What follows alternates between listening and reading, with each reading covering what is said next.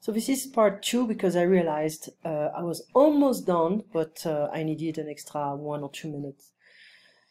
So, est-ce que tu? You're gonna notice that the French love using this expression. It's not really possible to translate. It's not gonna make any sense. But it's you know, I can ask 3 different questions and they all mean the same.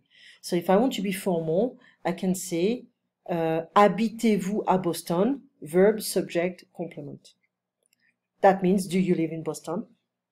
Okay. If I want to have the second register, that means I will use est-ce que. Est-ce que vous habitez à Boston? Est-ce que vous habitez à Boston? Okay.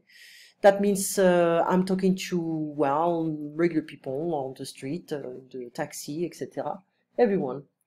But if I want to make an effort, I want to be a tiny bit more formal, I'm going to say habitez-vous à Boston? And friendly, more casual, you know, informal, I'm going to say tu habites à Boston, or with a vous, vous habitez à Boston. Okay, so verb, subject, complement. Est-ce que, subject, verb, complement. And regular, subject, verb, complement, subject, verb, complement, with a different tone of the voice. Okay. So you're going to notice that this is very common, est-ce que. Okay. So I'm going to see you Thursday at 12:30. I'm going to also send you some images. That is not here. Let me see if I can find them. I hope they are here still. I believe.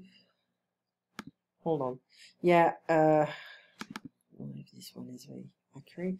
Yeah, this one you have it, and I'm gonna send you other files. So guys, and let me just go back to Safari, to Skype. Okay, and here we go. You're gonna receive the whole thing. Okay, so we can emphasize the vocabulary. Tu n'as pas de questions, tu passes une très bonne journée, un très bon mercredi, et on se voit donc jeudi à 12h30. Sorry, I hope I had enough time on the first part, but you know, I needed 3 minutes.